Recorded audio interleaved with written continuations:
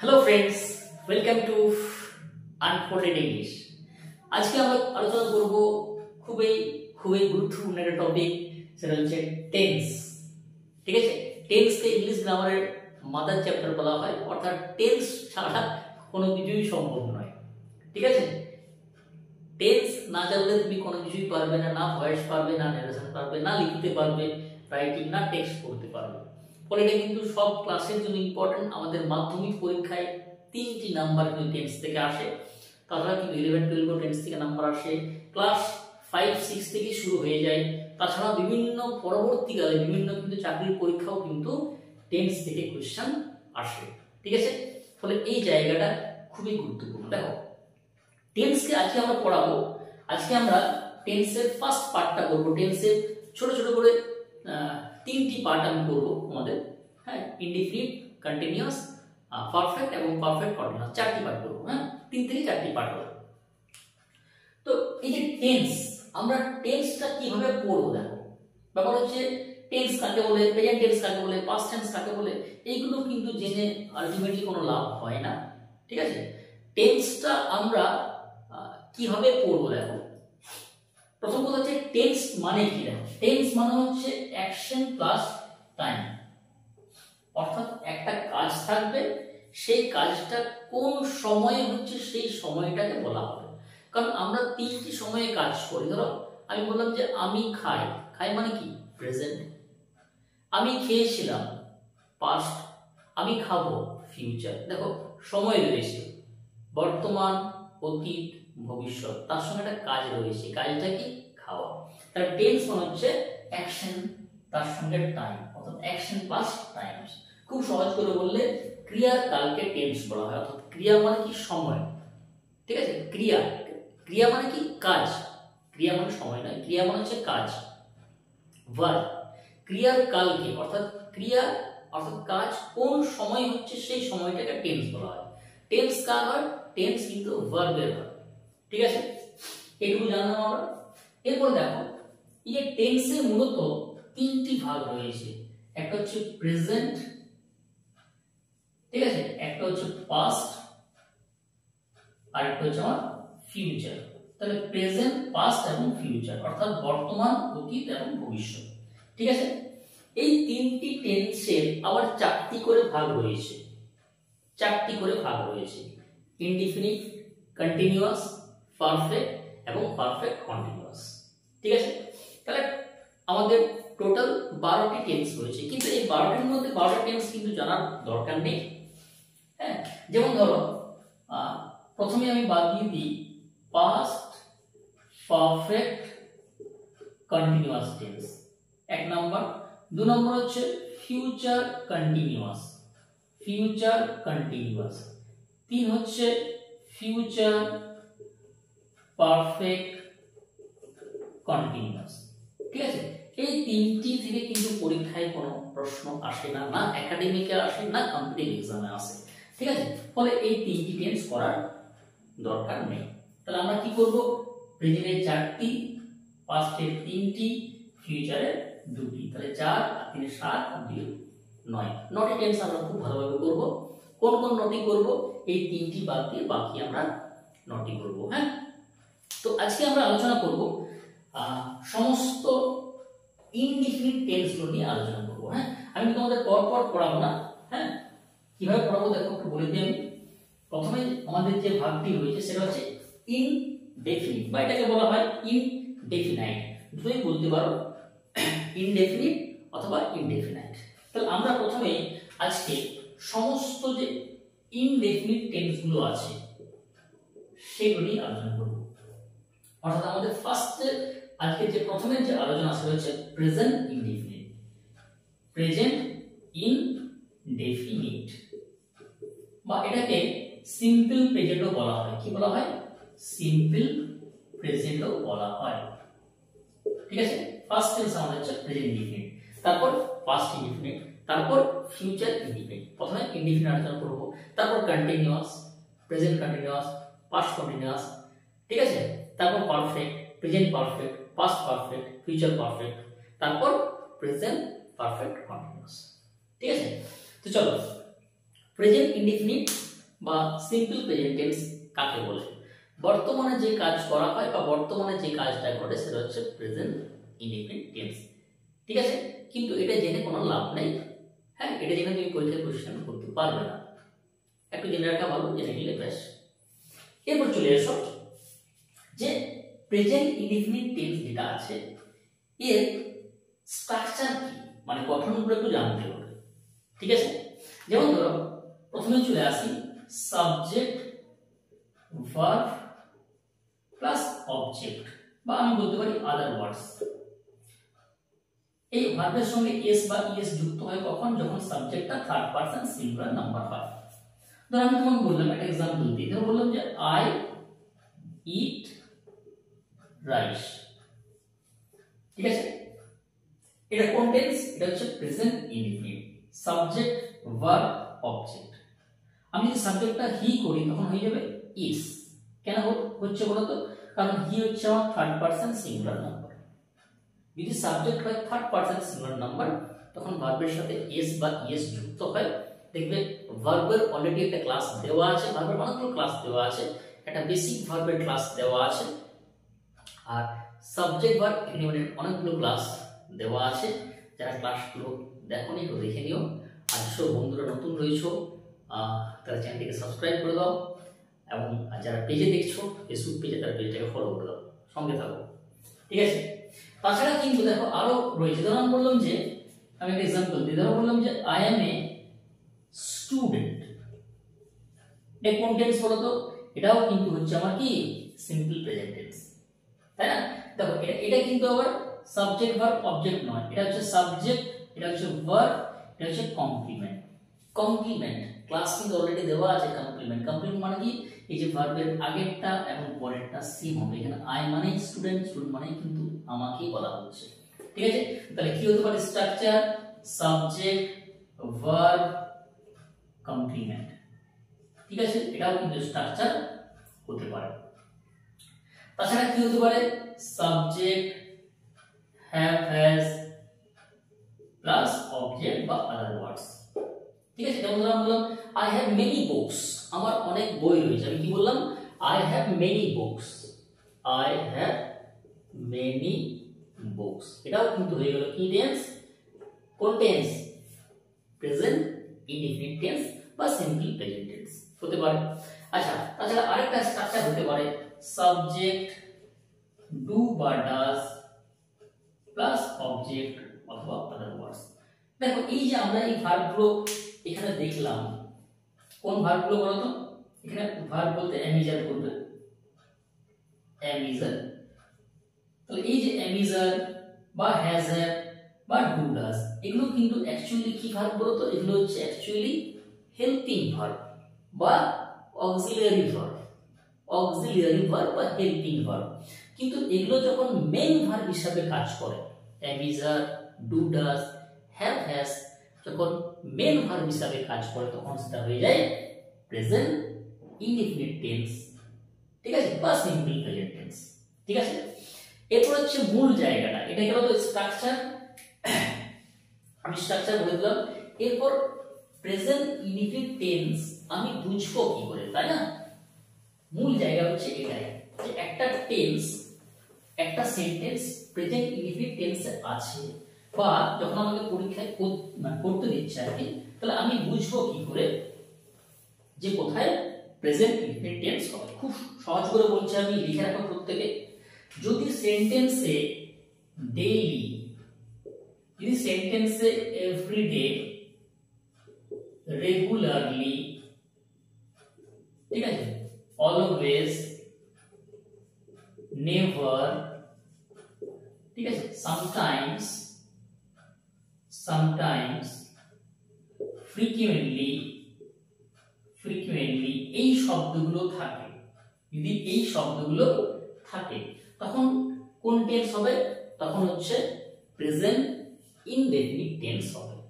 যদি সেন্টেন্সে daily, everyday, regularly, always, never, sometimes, regularly এই শব্দগুলো থাকে সেক্ষেত্রে প্রেজেন্ট ইনডিফিনিট টেন্স হবে। एग्जांपल কি? তো আমি বললাম যে he goes to market daily, কি হবে he goes to market daily, তাই না? সে প্রতিদিন বাজারে যায়। দেখো কোন টেন্স, সিম্পল প্রেজেন্ট টেন্স, ঠিক আছে? Okay, they go to school regularly, they go to school regularly, regularly, ঠিক আছে? he comes here, ধরো বললাম আমি sometimes he comes here, মাঝে মাঝে সে এখানে আসে। হ্যাঁ, he goes there frequently, frequently মানে হচ্ছে ঘন ঘন। তাহলে এই ওয়ার্ডগুলো যদি থাকে তখন সেক্ষেত্রে কোন টেন্স হবে, প্রেজেন্ট ইনডিফিনিট টেন্স। লিখে রাখো খাতায়, খুব ইম্পর্টেন্ট। আচ্ছা, এছাড়াও আরো দুই জায়গায় কিন্তু প্রেজেন্ট ইনডিফিনিট টেন্স হয়। সেটা হচ্ছে আমার একটা ইটারনাল ট্রুথ, ইটারনাল ট্রুথ এবং হ্যাবিচুয়াল, হ্যাবিচুয়াল অ্যাক্ট। এই দুটো জায়গায় কিন্তু প্রেজেন্ট ইনডিফিনিট টেন্স হয়, চিরসত্য এবং অভ্যাসগত কোনো কাজ। তো আমি বললাম the sun rises in the east, আমি কি বললাম, আমি কি বললাম এখানে লিখি, একটু মুছে নিই। হ্যাঁ, আমি কি বললাম, the sun rises in the east, সূর্য পূর্ব দিকে ওঠে। এটা কি, এটা হচ্ছে আমার একটা চিরসত্য, এটা হচ্ছে আমার একটা চিরসত্য, তাই না? তাহলে কোন টেন্স হবে, present indefinite. The sun rises in the east, কোন টেন্স, প্রেজেন্ট ইনডিফিনিট টেন্স। আচ্ছা, আমি বললাম যে I take tea every morning, আমি প্রতিদিন সকালে চা পান করি। কোন tense, present indefinite tense. Okay, habitual fact. তাহলে এটা গেল আমাদের প্রেজেন্ট ইনডিফিনিট টেন্স। এরপর চলে আসি আমরা নেক্সট যে ইনডিফিনিট আছে, সেটা হচ্ছে আমার past indefinite tense. Past indefinite tense বা এটাকে কি বলা হয়, সিম্পল পাস্টও বলা হয়, সিম্পল পাস্টও বলা হয়, ঠিক আছে? তাহলে পাস্ট ইনডিফিনিট মানে কি বলতো, যে কাজটা অতীতে হয়ে গেছে, শেষ হয়ে গেছে। পাস্ট ইনডিফিনিট মানে কি, যে কাজটা সম্পূর্ণ হয়ে গেছে, যে কাজটা শেষ হয়ে গেছে, ঘটে গেছে, ঠিক আছে? যদিও এটা জেনে কোনো লাভ নেই। হ্যাঁ, স্ট্রাকচার হলো সাবজেক্ট ভার্বের সেকেন্ড ফর্ম প্লাস অবজেক্ট, ঠিক আছে? যেমন আমি বললাম আই এট অ্যান অ্যাপল, ঠিক আছে?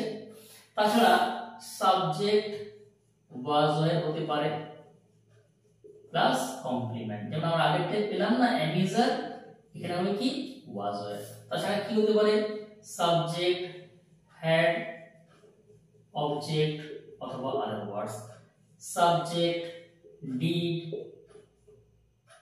অবজেক্ট আদার ওয়ার্ডস, ঠিক আছে? এগুলো কিন্তু স্ট্রাকচার। ওয়াজ আর হতে পারে, ওয়াজ ওয়্যার, হ্যাড হতে পারে, ডিড হতে পারে। যেমন ধরুন বললাম আই ওয়াজ এ স্টুডেন্ট, আমি ছাত্র ছিলাম, কোন tense, simple past. I had a toy, আমার একটা খেলনা ছিল, কোন টেন্স, পাস্ট ইনডিফিনিট, ঠিক আছে? এটাকে সিম্পল পাস্টও বলা হয়, এটাকে সিম্পল পাস্টও কিন্তু বলা হয়। ডিড, ঠিক আছে? আই ডিড দ্য ওয়ার্ক, আমি কি বললাম, প্রথমে বললাম আমি যে এইগুলো হচ্ছে হেল্পিং ভার্ব, বাট এগুলো যখন মেইন ভার্ব হিসেবে কাজ করবে তখন হয়ে যাবে সিম্পল পাস্ট, ঠিক আছে? চলো এরপর মূল যে জায়গাটা, সেটা হচ্ছে এই টেন্স গুলো আমি বুঝবো কি করে যে পাস্ট ইনডিফিনিট টেন্স হবে। লিখে নাও প্রত্যেকে, যদি সেন্টেন্সে থাকে ইয়েস্টারডে, খুব ইম্পর্টেন্ট, যদি সেন্টেন্সে থাকে অ্যাগো, যদি সেন্টেন্সে লাস্ট দিয়ে কোনো ওয়ার্ড থাকে, যেমন ধরো বললাম লাস্ট সানডে, ঠিক আছে, লাস্ট উইক, লাস্ট মান্থ, ঠিক আছে, লাস্ট নাইট, এরকম যদি কোনো থাকে তখন সেটা হবে কোন tense, past indefinite. Yesterday, ago, last Sunday, last week, last month অথবা লাস্ট দিয়ে যদি কোনো ওয়ার্ড থাকে, ঠিক আছে? ধরো আমি বললাম I went to Kolkata last month, আমি গত মাসে কলকাতা গিয়েছিলাম, ঠিক আছে? সি কল্ড মি ইয়েস্টারডে, সে আমাকে গতকাল ফোন করেছিল, আমি কি বলবো, আমি একটু एग्जांपल গুলো দিই, হ্যাঁ, কারণ एग्जांपल না দিলে বিষয়টা ক্লিয়ার হবে না। হ্যাঁ, एग्जांपल কিন্তু খুবই গুরুত্বপূর্ণ। দেখবে আমি যখন পড়াই एग्जांपलটা একটু বেশি দেওয়ার চেষ্টা করি যাতে বুঝতে সুবিধা হয়। ধরে বললাম she called me yesterday, সে আমাকে গতকাল ফোন করেছিল। তো এখানে কেমন পরীক্ষা কেমন দেওয়া থাকবে, এই জায়গাটা ড্যাশ দেওয়া থাকবে, অপশন দেওয়া থাকবে, অনেক সময় অপশন থাকে না, মাধ্যমিক পরীক্ষা অপশন দেওয়া থাকে। তাহলে এখানে ধরো দেওয়া আছে কল, তাই না? তাহলে আমি দেখলাম যে yesterday আছে, তাহলে আমি কি লিখবো, তাহলে আমি লিখবো এখানে কি কল, তাহলে she called me yesterday, ঠিক আছে? আচ্ছা আমি বললাম ধরো they played football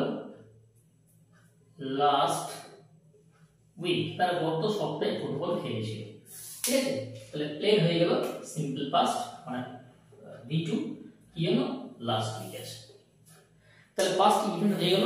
এরপর চলে আসি আমরা ফিউচার ইনডিফিনিট, ঠিক আছে? এটা দিয়ে আজকে আমরা শেষ করব। ফিউচার ইনডিফিনিট, দেখো এটা খুব সোজা, এটা আরো সোজা। ফিউচার ইনডিফিনিট, ফিউচার ইনডিফিনিট মানে কি বলতো, যেটা হচ্ছে যে ভবিষ্যতে কোনো কাজ করা হবে, ভবিষ্যতে কোনো কাজ ঘটবে, সেটা হচ্ছে আমার কি ফিউচার ইনডেফিনিট, ঠিক আছে? বা এটাকে তুমি বলতে পারো সিম্পল ফিউচার, কি বলতে পারো সিম্পল ফিউচার, ঠিক আছে? আচ্ছা এর স্ট্রাকচার কি, সাবজেক্ট প্লাস সেল বা উইল V1 প্লাস অবজেক্ট, ঠিক আছে? আচ্ছা আই এবং উই, এই যে আই এবং উই, এরপর আমি সেল বা উইল দুটোই ব্যবহার করতে পারি, কিন্তু বাকি যেগুলো আছে যেমন ধরো ইউ, হি, সি, দে, এগুলোর পর কিন্তু সবসময় কি হবে উইল হবে। কি বললাম, আই এবং এর ক্ষেত্রে তুমি সেল উইল দুটো ইউজ করতে পারো, বাকি ক্ষেত্রে উইল ইউজ করতে হবে। এবার কথা হচ্ছে যে আমি বুঝবো কি করে যে ফিউচার ইনডিফিনিট টেন্স হবে, যদি সেন্টেন্সে টুমরো কথাটি থাকে, যদি সেন্টেন্সে কি থাকে টুমরো কথাটি থাকে, বা দেন কথাটি থাকে, বা ফিউচারে কোনো মানে ইন্ডিকেশন থাকে, যেমন ধরুন আমি বললাম যে we shall go to Puri in 2026, 2026 সালে আমরা পুরী যাবো, এরকম যদি কোনো থাকে তখন সেটা হবে ফিউচার ইনডিফিনিট। ধরুন আমি বললাম যে ধরো দে will go to Puri tomorrow, তারা আগামীকাল পুরী যাবে, ঠিক আছে? তাহলে আগামীকাল আছে, হ্যাঁ, টুমরো কথাটা আছে, তাহলে কি হচ্ছে সিম্পল ফিউচার আছে, ঠিক আছে? আমি একটা एग्जांपल দিই। তো আমি বললাম যে ধরো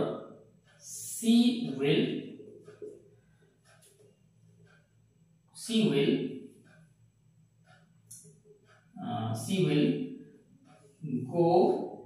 go দিচ্ছি না, অন্যটা ভাগ দিচ্ছি, হ্যাঁ, she will sing a song then, সে তখন একটি গান গাইবে, ঠিক আছে?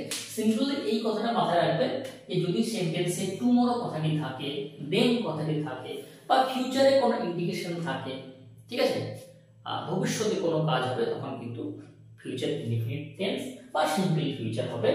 Subject shall will V1 object, আমি বলে দিলাম যে আই এবং এর পর আমি সেল বা উইল দুটো ইউজ করতে পারি, কিন্তু বাকি ক্ষেত্রে উইল ইউজ করব। তাহলে বন্ধুরা আজকের ক্লাসটি ছিল আমাদের ইনডিফিনিট টেন্সগুলো নিয়ে, প্রেজেন্ট ইনডিফিনিট করলাম, পাস্ট করলাম এবং ফিউচার ইনডিফিনিট করলাম। আমরা নেক্সট ক্লাসে কন্টিনিউয়াস অর্থাৎ প্রেজেন্ট কন্টিনিউয়াস, পাস্ট এগুলো পড়বো। আমরা কোনগুলো পড়বো না আমরা আগেই বলে দিলাম। ক্লাসটা আর দীর্ঘায়িত করছি না, এখানে ক্লাসটা শেষ করছি। দেখা হচ্ছে পরবর্তী ক্লাসে। ওকে।